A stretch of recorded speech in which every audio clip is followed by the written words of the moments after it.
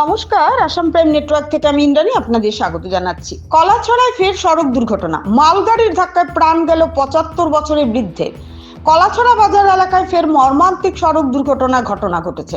আজ সন্ধ্যা আনুমানিক ৬টা নাগাদ কলাছড়া বাজার সংলগ্ন এলাকায় একটি মালগাড়ির ধাক্কায় ঘটনাস্থলে মৃত্যু হয় ৭৫ বছর বয়সী বৃদ্ধ মনীন্দ্র দেবনাথের। প্রত্যক্ষদর্শীদের সূত্রে জানা যায়, TR04C1516 নম্বরের একটি রাবার বোঝাই মালবাড়ি ব্রেক গিয়ারে সজোরে পথচারী মনীন্দ্র দেবনাথকে ধাক্কা মারে। গাড়িটি চালাচ্ছিলেন এলাকার বাসিন্দা রাহুল সাহা। গুরুতর আহত অবস্থায় স্থানীয়রা তড়িঘড়ি মনীন্দ্র দেবনাথকে কলাছড়া প্রাথমিক স্বাস্থ্য কেন্দ্রে নিয়ে গেলে কর্তব্যরত চিকিৎসক তাকে মৃত বলে ঘোষণা করেন। ঘটনার পরে গাড়ি চালক রাহুল সাহা ঘটনাস্থল থেকে পালিয়ে যায়।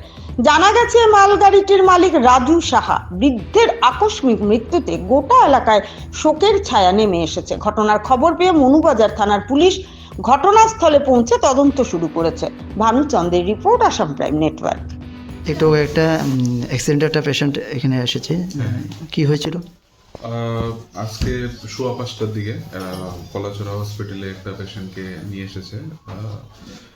যা শোনা গেছে যে একটা অ্যাক্সিডেন্ট হয়েছিল। তো পেশেন্টের নাম হলো মনীন্দ্র দেবনাথ।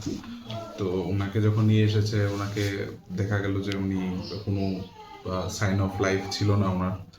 তো আমরা তো আর দেখেছি, এখন বাকি পুলিশকে জানিয়েছি বা পুলিশ আসবেন, দেখবে, দেখে ডিসাইড করবে আফটার ইনভেস্টিগেশন। আমরাও পোস্টমর্টমের জন্য বলবো, বাকি দেখা যাক কি আসে।